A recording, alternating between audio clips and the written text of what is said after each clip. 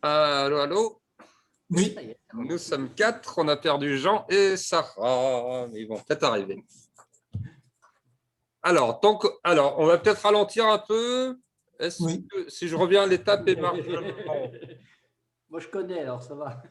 oui, Alors, moi, j'ai une question pour l'usage de Valconta AG.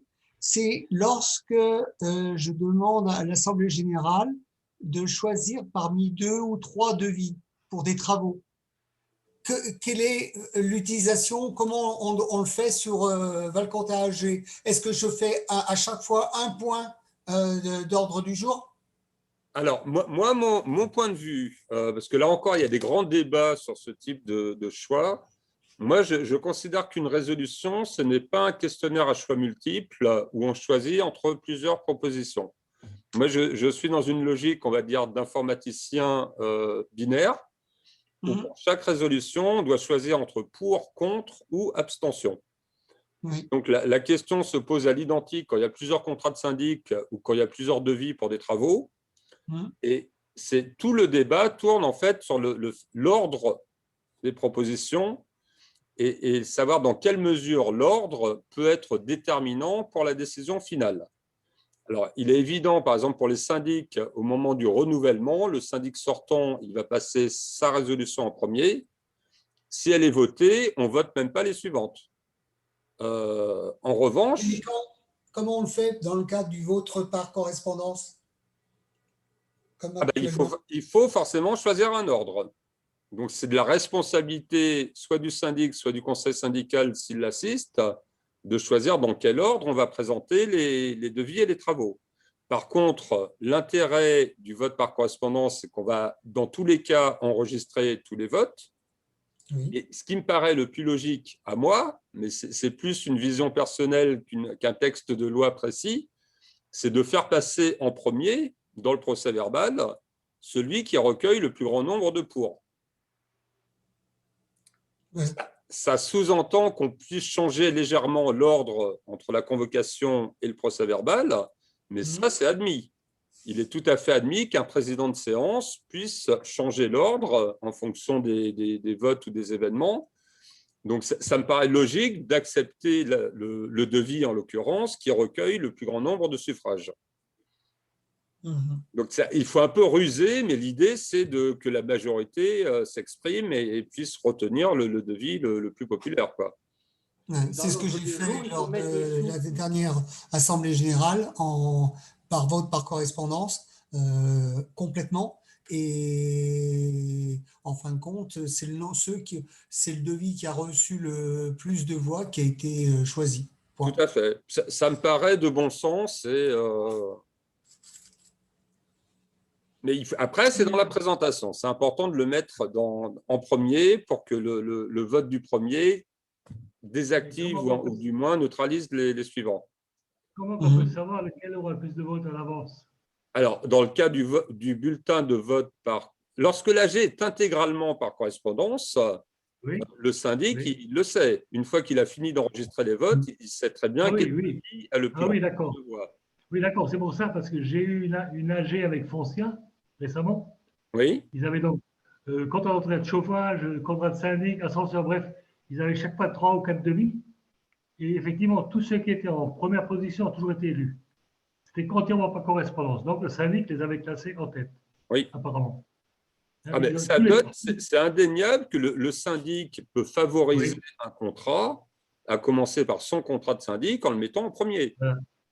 Voilà, comme tout n'était pas correspondance, tous ceux qui étaient en tête, soit l'ascenseur, le chauffage, bref, ils ont tous été élus. Oui, mais parce que le syndic, il a son intérêt. Alors, je ne vais pas balancer sur les syndics, je crois qu'il y en a déjà assez qui le font. Mais il y a certains syndics, il faut pas. Enfin, ils ont des relations très courtoises avec certains fournisseurs. Oui, mais d'ordre général, c'est logique qu'ils mettent en tête ceux qui ont plus de voix. Comme ça, oui. Dans le cas d'un syndic coopératif ou bénévole, moi, ça me paraît tout à fait honnête. Voilà. C'est logique qu'ils mettent ceux-là en tête puis qu'ils ont le plus de voix, vu qu'ils les connaissent. Mais c'est vraiment, c'est là où le président, c'est aussi, même dans les AG en présentiel, les AG classiques, il y a le président de séance, c'est à lui, le cas échéant, lorsqu'il y a 3 devis, qu'il y en a un qui a été placé devant par le syndic, il a le droit de dire on va commencer par celui-là, parce que le conseil syndical a trouvé qu'il était plus intéressant, moins cher. Mais là, on est dans un problème d'autorité du président de séance par rapport au syndic. L'ordre des résolutions, souvent, est très important. Après, on peut imaginer, hein, pourquoi pas donner le choix en demandant aux gens, il faut d'autres formulaires. Proposition A, proposition B, proposition C, et imposer de n'en choisir qu'une des 3, par exemple. Ça pourrait être pour moi, ce n'est pas ce que prévoit la loi. Encore moins avec les bulletins de vote où il y a pour, contre, abstention. Donc, c'est bien l'idée que sur chaque résolution, il faut prendre une décision. Alors, on revient peut-être dans l'onglet émargement. Si vous avez des questions. Tout à l'heure, j'ai fait une erreur en vous posant la question sur la feuille de vote. Évidemment, sur la feuille de vote, on ne peut pas contrôler ce que vont faire les copropriétaires. Seulement, par contre, lors de l'enregistrement des votes, est-ce qu'on peut, y a-t-il un contrôle pour ne pas voter, par exemple, enregistrer un vote pour et un vote contre en même temps, oui, ou un vote contre et une abstention? Tout à fait. Sur l'enregistrement du vote, on n'a qu'un choix. Il y a un État, donc c'est soit pas voter, soit pour, soit contre, soit abstention. Au niveau du fichier, il y a 4 situations possibles. Il y a l'absence de vote, et sinon, ça ne peut être qu'un seul État. D'accord, c'est bon. Et alors, j'en profite pour revenir. Vous savez, tout à l'heure, je vous avais parlé de l'onglet des tiers lorsqu'on importe les données. Donc là, par exemple, dans le cas de Francillon, qui avait 3 indivisaires, oui, c'est ça, indivisaire. Lorsque je sélectionne la ligne de Francillon, je peux également choisir, mettons, il a donné son pouvoir à son fils ou à sa fille, et ça me permet normalement, alors dans ce cas, il faut voilà. Là, on a directement le nom du mandataire issu de la liste et de la sélection là-haut.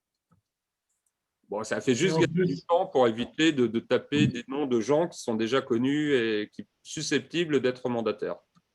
Mais on peut aussi remplir manuellement le nom d'un mandataire. Là, par exemple, si Fauvel est présent et qu'il a donné son pouvoir à quelqu'un qui n'est pas un autre copropriétaire, on peut taper le nom du quelqu'un. Et on va sur quel bouton? Je ne me rappelle plus. Il y a juste à saisir dans la colonne du mandataire, en fait. Ah, d'accord. Oui. En revanche, ce que je ne fais pas, ce que je ne maîtrise pas, c'est s'il y avait plusieurs personnes qui donnaient leur pouvoir à M. Dupont, qui n'est pas copropriétaire, il n'y a pas de test par rapport aux 15% et aux 3 pouvoirs. D'accord. Ça, c'est plus compliqué parce qu'après, il suffit, enfin, il n'est pas identifié comme une personne. Enfin, c'est plus compliqué que le copropriétaire. Bon, du coup, tout le monde est présent. Je valide quand même l'ouverture de l'AG pour arriver à notre écran. Donc, le déroulé, l'ordre du jour et l'enregistrement des votes. Donc là, je vous rappelle qu'on a 2 bulletins de vote par correspondance pour lesquels on a déjà enregistré les votes. Ce qui veut dire que quand on va rentrer dans la fiche, on a déjà Ravier et Santarelli qui sont… Alors non, ce n'est pas Ravier, pardon. Il y a Santarelli dans ce cas-là qui a voté pour. Et du coup, il m'en manque un. Je retourne vérifier ici. Tout de suite à côté, en dessous. Breté. Ah ben donc, du coup, je ne l'ai pas… Je pensais l'avoir validé. J'ai peut-être fait… Voilà, normalement, il n'y a que ça à faire. Double-clic. On doit avoir 2 votes. Oui. Santarelli et Breté ont tous les 2 voté pour l'élection du président. Alors, du coup, là, il y a des petites conséquences. C'est qu'en temps normal, tant qu'on n'a pas voté, il y a des choses qui peuvent être modifiées. Par exemple, si on se rend compte d'une erreur sur la majorité ou sur la clé, on peut les modifier à condition qu'il n'y ait aucun vote. Mais dès qu'il y a un vote enregistré, ce n'est plus possible, parce que ça impacte La clé, ça impacte la liste des votants. Et la majorité, ça impacte les seuils et les totaux. Par contre, ce qu'on peut toujours modifier, c'est le texte sous réserve machin. Ça, on peut toujours aller écrire ou rajouter quelque chose. Alors, l'enregistrement des votes, c'est comme pour toc, toc, toc. On peut soit le faire avec les colonnes, mais là, l'option n'est pas cochée. On peut le faire avec les gros boutons pour, contre, abstention. Et on peut le faire avec les touches du clavier. Là, il y a un système, en fait, la touche entrée pour un vote pour, la touche supprime pour un vote contre, et la touche espace pour une abstention. Au fur et à mesure, dans le bas de l'écran, on a le total, alors aussi bien sur le nombre que sur les tantièmes. On peut faire apparaître les pourcentages. Alors là, ça devient un peu compliqué. La partie rose en bas, donc là, par exemple, je sais qu'il y a 9 personnes pour présents ou représentés, vote par correspondance inclus. Ceux qui ont voté pour représentent 44%, avec un nombre de... Donc, il y en a 6 pour 66... Alors, je m'embrouille un peu. Pour, il y en a 4 pour 820 tantièmes, ça représente 44% du total et 66%, puisqu'on est en majorité 24, des votes pour ou contre. Ça fait Tout 8, le monde alors. suit. Bon, ça, c'est toujours l'article 24 qui ne tient pas compte des abstentions. En tout cas, c'est accepté, je valide. Je reviens au déroulé dans l'ordre du jour et je passe normalement. Ah, là, il me prévient. Alors, ça, c'est un débat qu'on a eu il n'y a pas longtemps sur le forum, dans le cas d'un copropriétaire qui envoie un bulletin de vote où il n'y a rien de coché. Très franchement, Moi, c'est abstention. à mon avis, le plus simple, c'est de considérer ça comme une abstention. Techniquement, ça ne va pas être bloquant. C'est-à-dire, Valcontail, on peut quand même répondre au non et confirmer, reprendre l'ordre du jour. Mais effectivement, ça entraîne une incohérence sur les totaux, nombre de votants par rapport au total. Donc, quelqu'un qui coche rien, le plus simple, c'est effectivement de le traiter comme une abstention. Mais c'est toujours délicat d'imposer ce genre de choix d'un point de vue logiciel. Parce qu'il y aura toujours des gens qui veulent faire autrement, qui ne sont pas d'accord. Et j'essaye, moi, de naviguer au mieux entre rester proche du cadre législatif tout en suivant les demandes ou les exceptions un peu plus délicates. Alors, je vous rappelle qu'il y a un moyen ultra rapide maintenant, lorsque tout le monde est d'accord. La touche contrôle, double clic. En fait, on rentre dans la fiche, on dit que tout le monde est pour et on valide. Donc, ça veut dire qu'une AG consensuelle où tout le monde est d'accord, on peut discuter, prendre l'apéro. L'enregistrement des votes, il se fait en 2 secondes pour chaque résolution. Quitus, on va dire que tout le monde est contre, puisqu'il y a des gens qui disent qu'il ne faut jamais le voter.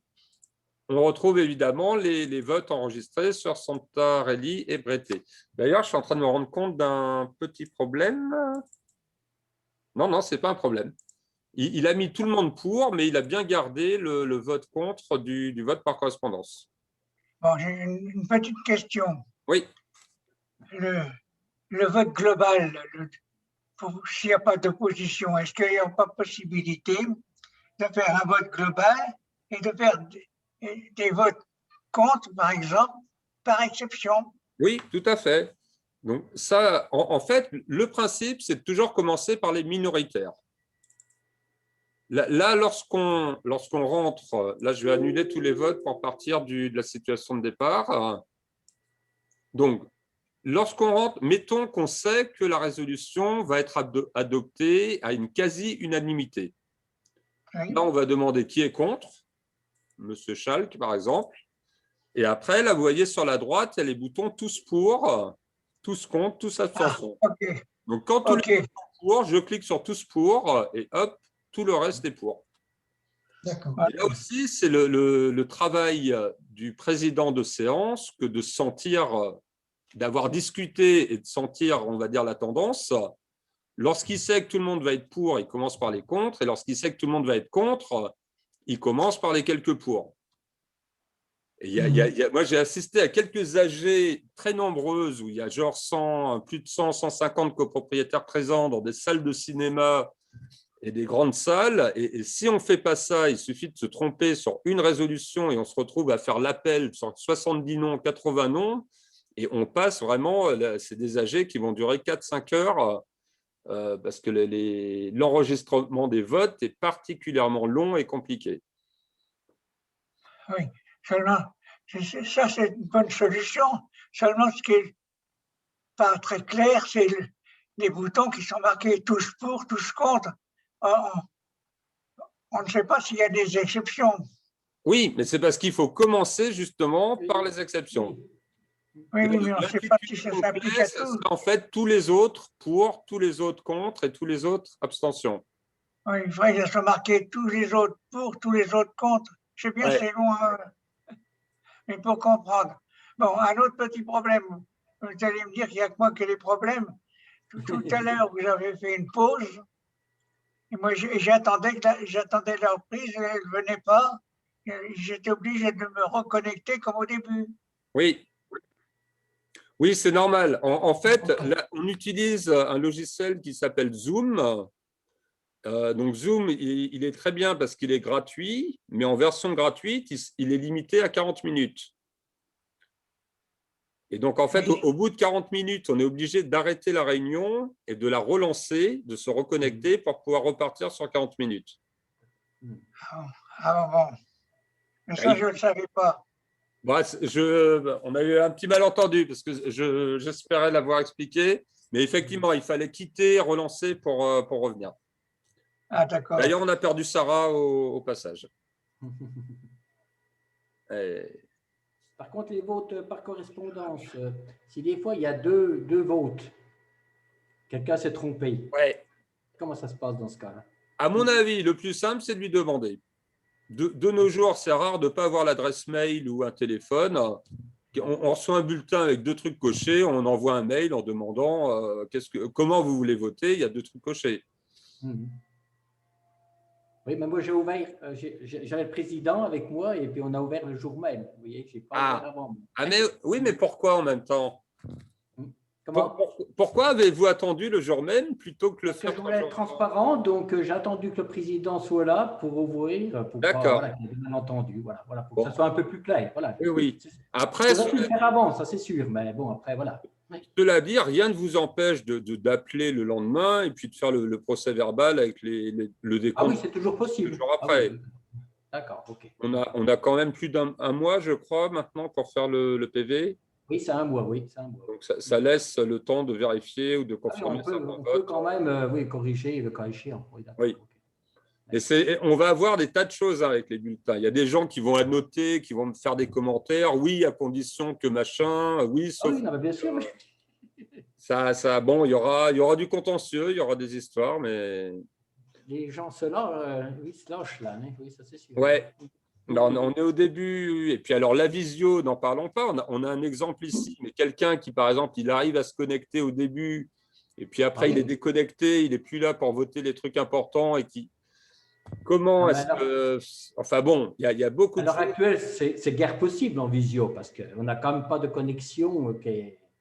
Voilà, oui, et puis surtout, je crois que ce qui est difficile, c'est de donner l'impression que quelqu'un, là, comme vous, vous êtes sur 10 cm² dans un coin de l'écran, ça, dans une salle avec 50 personnes, c'est évident que vous n'allez pas prendre la parole et participer comme quelqu'un qui est physiquement là. Oui, c'est impossible. Oui, là aussi, il y aura des…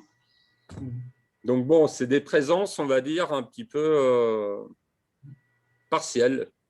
Tout à fait. Bon, après, c'est vrai que c'était compliqué. Il y a un petit mot quand même sur le bouton en bas à gauche, vote électronique. Donc ça, en théorie, ça permet de récupérer en fait tous les votes des gens qui votent avec leur téléphone portable.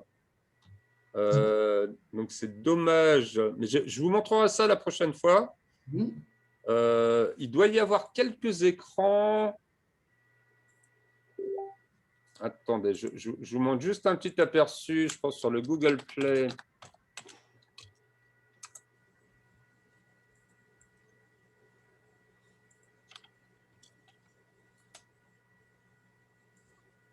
Voilà, voilà. Voilà, très bien. Alors, je ne suis pas sûr que vous allez voir grand-chose, que ça va être très, très grand.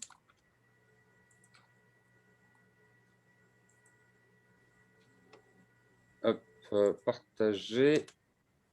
Je veux partager. Où il est? Où il est? Ah.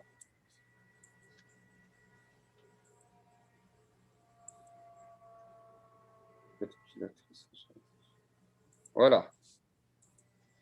Donc, ça vous donne une petite… Donc là, je suis sur la page qui présente l'application de vote électronique. Alors, bonsoir Toto, qui nous rejoint. Et donc là, tout à l'heure, on était resté bloqué sur la première page, qui est normalement l'écran d'accueil pour se connecter pour une copro et une AG à une date donnée.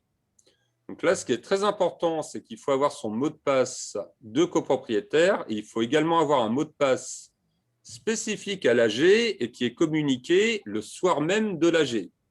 Le but de l'application, ce n'est pas du tout de voter à partir de son salon ou en vacances. C'est simplement lorsqu'il y a 40 personnes dans la salle, au lieu de devoir faire l'appel, énoncer les noms, je vote pour, je vote contre, s'il y a 20 personnes qui arrivent à enregistrer leur vote avec leur téléphone, à chaque fois, c'est 5 minutes de gagner, ça permet d'aller un peu plus vite. Donc, le mot de passe de l'AG, il est communiqué le soir même. Ensuite, on va avoir chaque résolution présentée à l'écran avec le vote pour, contre, abstention. Et vous remarquez au milieu de l'écran la possibilité de voter également pour ses pouvoirs. Là, dans cet exemple, le copropriétaire connecté, c'est le 03 Fauvel. Il a 2 pouvoirs qui sont proposés dans la liste déroulante du milieu. Et si nécessaire, on peut également aller voir le détail du texte de la résolution pour savoir ce qu'on est en train de voter. Il faut qu'il vote 3 fois quand même. Ouais. Il faut qu'il vote pour chacun de ses pouvoirs. Voilà, d'accord, ok, voilà, d'accord. Okay. Tout à fait. Alors, je reviens dans notre écran principal. C'est pas mal. Après, très franchement, il y a eu, là, je suis sur la page Google, il y a eu pas beaucoup. Le nombre d'installations, voilà, on n'a même pas atteint les 50 ou les 100, donc c'est vrai que ce n'est pas un truc qui a beaucoup marché. Alors peut-être que je ne l'ai pas non plus très bien vendu. Il y a beaucoup de gens qui ne savent même pas que ça existe. Moi, le premier. Aussi, hein. Ah. Non, mais ça n'existe encore pas. Ça ne fonctionne pas encore. Ah, ça a fonctionné. Il y a quelques années, ça fonctionnait. Oui. Là, actuellement, ça ne fonctionne pas tout de suite, mais ça va refonctionner bientôt. Voilà. Après, franchement, quand on voit, il y a certains opérateurs qui louent des boîtiers de vote électronique. Il y a des syndics pro qui organisent ça. Et les locations, ça revient quand même très, très cher. Donc, si on peut faire ça avec son téléphone, c'est… oui, c'est pour ça, oui, c'est tout à fait. Alors, avec une limitation, moi, je n'ai pas de iPhone et les développements pour Apple sont plus compliqués puisqu'il faut payer des droits. Il faut avoir un Mac déjà pour développer. Il faut payer des licences à Apple qui sont plus chères. Donc, c'est uniquement pour les téléphones Android. D'accord, voilà. La majorité quand même, quoi. Ouais. Il y en a pas mal, oui. Mais bon, il y a beaucoup d'iPhone aussi.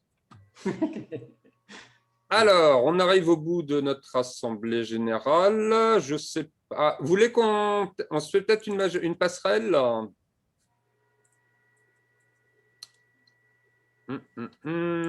Si j'annule… Alors…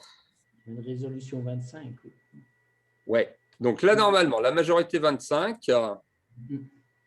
Lorsque j'atteins le tiers…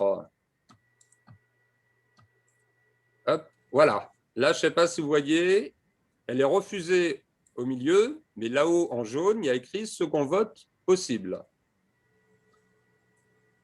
Donc, en fait, si tous les autres votent contre, là, on est dans la situation où on a 4 personnes pour qui représentent 637 tantièmes.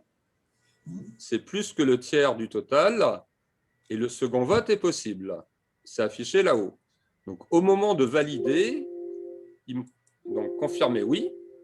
Alors, est-ce que vous arrivez à lire? Oui, c'est bon. Oui. Alors, cette résolution peut faire l'objet d'un nouveau vote et une nouvelle résolution va être créée dans l'ordre du jour. Et là, en cas de mise en concurrence, c'est ce dont on parlait tout à l'heure, il faut procéder à tous les votes prévus à la majorité 25 avant ce second vote. Ça aussi, c'est un point important que certains syndics ne respectent pas toujours. Et du coup, il y a des trucs qui passent avec 35%, alors que normalement, on aurait dû étudier la suite. Donc là, ce qui se passe, vous voyez, c'est que la résolution a été dupliquée. Et après, c'est en article 24. Et la deuxième, la nouvelle qui est en dessous en italique, et elle a l'article 24. L'autre truc, quand je rentre dedans, c'est que je vais pouvoir copier les votes de la précédente. Ça m'évite de re-enregistrer. Alors là, il n'y a pas grand monde, c'est vite fait. Mais quand il y a 50 copropriétaires qui en ont 27 qui ont voté dans un sens, 33 dans l'autre, bah, c'est bien utile de pouvoir copier les votes de 10 minutes avant. Tout à fait. Alors, dans ce cas-là, il se trouve que même à la majorité 24, ça ne passe pas dans la mesure où, avec les mêmes votes, on est bien au tiers, mais on n'arrive pas à 50% des présents représentés, vu que tout le monde est présent et représenté. Donc, le second vote, ça ne veut pas non plus dire que ça marche à tous les coups. Tout à fait. Alors, un petit mot sur les autres boutons. Toc, toc, toc. Donc, voter, ça, c'est le double-clic. Si nécessaire, on peut dupliquer une résolution. Ça peut être notamment sur les élections des membres au conseil syndical. Lorsqu'il y a des candidatures de dernière minute, on peut rajouter les résolutions, les candidats. On peut, en fonction de certains votes, décider de reporter. Donc là, il y a un statut spécial reporté et on pourra la copier dans une assemblée suivante, une assemblée générale plus tard. Et la remise à zéro, ça permet en cas d'erreur de remettre tous les votes de la résolution à zéro et de retrouver le statut initial. Le second vote reprend automatiquement les mêmes pour et contre que le premier vote, ou est-ce que les gens peuvent changer d'avis? Ils peuvent changer d'avis. Là, j'ai utilisé, je suis rentré dans le second vote, j'ai utilisé copier les votes là en bas de l'écran. Oui. Et le bouton copier. Mais si je n'avais pas fait ça, au départ, il me proposait un écran vierge. Enfin, vierge, c'est-à-dire personne n'a encore voté. Oui. Une fois copié, on peut pas rectifier un copropriétaire, par exemple. Ah si, bien sûr. Si, voilà, c'est ça. Oui, c'est ça. J'annule pour dire qu'en fait, lui, il vote contre. Je peux évidemment. Voilà. Oui. À tout est en plus, c'est de copier, puis annuler peut-être un ou deux votes, une ou deux personnes qui auraient changé d'avis. C'est ça. Voilà, ah, oui. Copier, ça donne une base, en présumant que les gens votent deux fois de suite de la même manière, mais on peut changer tout ce qu'on veut. D'accord. Alors, il y avait, là, il y a un cas intéressant. Vous voyez, Ravier, qui a 3 pouvoirs. Lorsque je sélectionne sa ligne, il y a un petit bouton qui apparaît là-haut. Vote pouvoir égale mandataire. Ça, c'est dans le cas, on en parlait, je n'aurais pas dû le montrer parce que ça n'a pas marché. Alors, si. En fait, quelqu'un qui a des pouvoirs, une fois qu'on a enregistré le vote du mandataire, si jamais il dit on vote tous pareil, le bouton qui est là-haut permet de reporter son vote à lui sur tous ses pouvoirs. Ah, d'accord. Voilà. Et alors, dans les grosses AG, quand il y en a un qui a 15 pouvoirs, ça évite là aussi d'énumérer tout le monde et d'enregistrer tout de suite tous les votes. Alors, là, j'utilise mon contrôle double-clic pour passer les 2, 3 non votés à l'unanimité. Alors, on arrive déjà aux 30 minutes de la deuxième session. Là, je valide la fin de l'AG pour arriver à l'étape du procès verbal.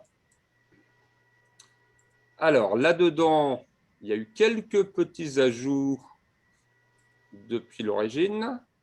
Donc, le premier écran, c'est en fait un écran de contrôle. Alors, il sort d'où, lui? Normalement, tout a été voté. Mais il enregistre ça par la 8. Avec les reportés. Travaux reportés. Ah, c'est la reportée, oui. Autant pour moi. Et par contre, comme elle a été reportée,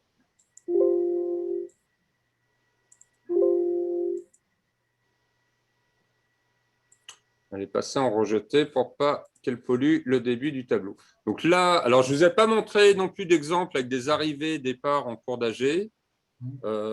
Normalement, ça fait varier le total des présents, des tantièmes. Donc cet écran-là, il est vraiment destiné à vérifier la cohérence sur le nombre de tantièmes, les grands chiffres. Et ce qui est intéressant, ce que j'ai ajouté cette année, c'est également ce tableau ici, ouvrir tableur. Oui, ça c'est bien, oui. Ça c'est beau. Moi, franchement, maintenant qu'il y a les bulletins de vote par correspondance, oui, voilà. Ça, on sait tout de suite qui c'est, puisque c'est les croix. Dans la colonne VPC, on sait donc qui a voté par correspondance. Et ce document-là, il va permettre à chacun de contrôler qui vote quoi.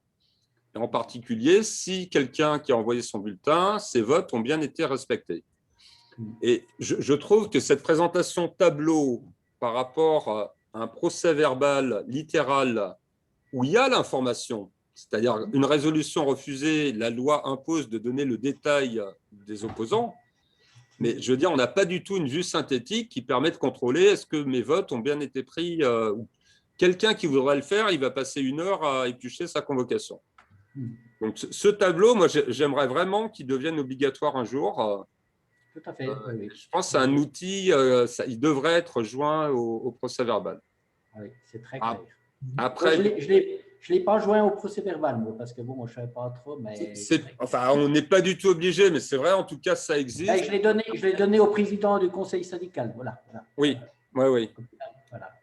Et puis, donc là, je vois aussi qu'on retrouve bien la résolution qui a fait l'objet du second vote et qui a été rejetée ensuite à la majorité 24. C'est très lisible.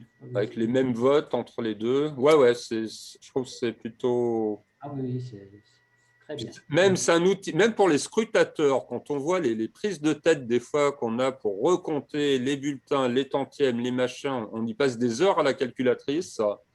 Et c'est vrai que le tableur aide vraiment.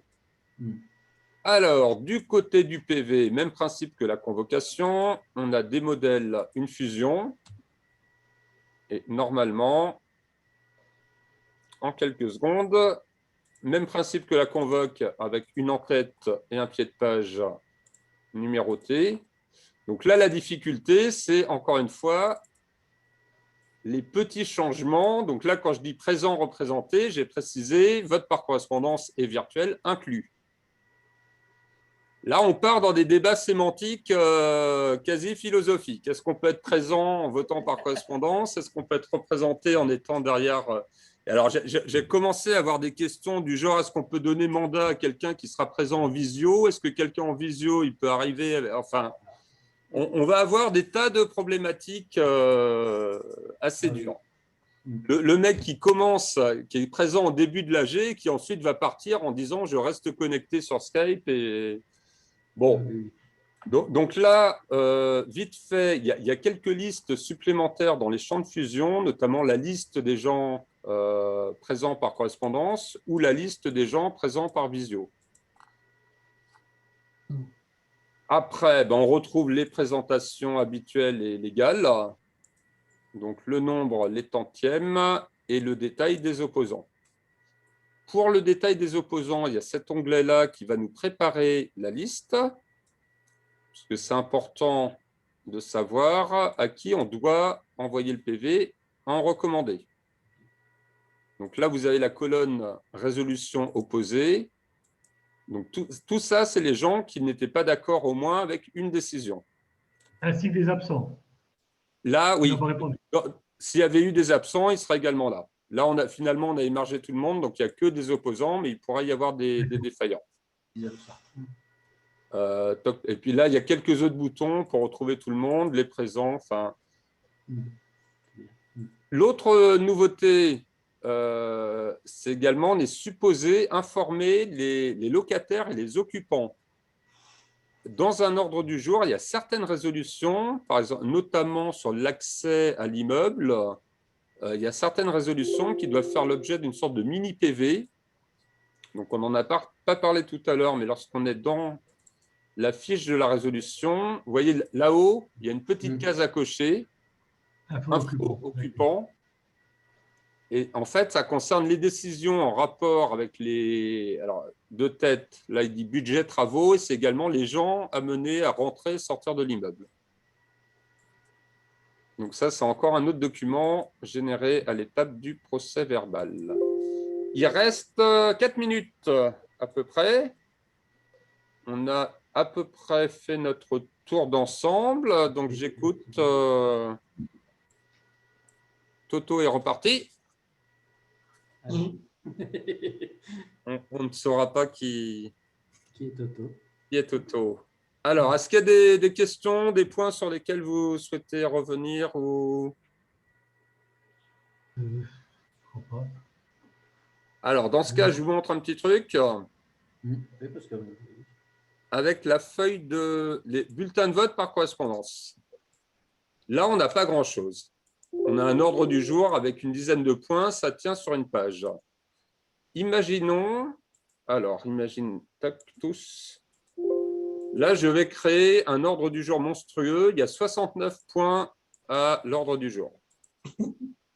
Je coche. Là, c'est dur de faire pire. Mais franchement, il y a des grandes, enfin, il y a des copros avec 20 immeubles différents et des travaux. On peut avoir des trucs vraiment terrifiants. Et alors là, ce que j'ai mis en place, c'est un mode condensé. Donc ça, c'est un peu plus… je vais juste le générer pour un copropriétaire. Parce que ça peut… Alors, condensé, c'est un peu technique parce qu'il n'y a pas d'aperçu, parce qu'en fait, il crée 2 documents différents qui sont ensuite fusionnés. Donc, je vous montre l'allure… Alors là, je suis dans l'Explorateur Windows et je vais partager une autre application qui est Sumatra. Hop, j'arrête. Écran partagé, il est ici. Est-ce que vous voyez la première page? Oui. Alors, là, la différence, c'est qu'au lieu d'avoir la présentation en liste, là, j'ai mis le rappel légal en bas de page. Et l'ordre du jour, il est présenté de manière ultra synthétique sous forme, on va dire, d'étiquette. L'intérêt, c'est que sur une page, on a, je crois, 7 ou 8 lignes. Donc là, on avait un ordre du jour avec 70 points et ça tient finalement sur 4 pages. Ah oui, c'est bien. D'accord. Donc là, évidemment, on a le minimum. Enfin, le minimum, on sait qui, on sait quel AG, on connaît le numéro et la résolution, et puis on a nos 3 cases à cocher quand même. Et l'autre truc aussi que beaucoup de gens ne connaissent pas, n'utilisent pas, mais qui peut s'avérer très utile, c'est, je reviens dans le module AG, c'est l'utilisation des codes barres. Ah oui, oui. Une douchette, ça coûte, une petite douchette, ça coûte 50 €. Et ça peut permettre, donc là, il faut avoir activé, je crois, dans les paramètres, gestion des codes barres. Donc, par exemple, avec code barre dans la version classique du bulletin de vote. Alors, ça fait évidemment une édition un peu chargée. Ça va consommer un peu plus d'encre. Mais ça, à la douchette, ça va permettre d'enregistrer directement tous les votes. Il y a juste à scanner, bip, bip, bip, et en 2 minutes, on a traité le bulletin. Et ça marche également avec les pouvoirs. Donc là, une petite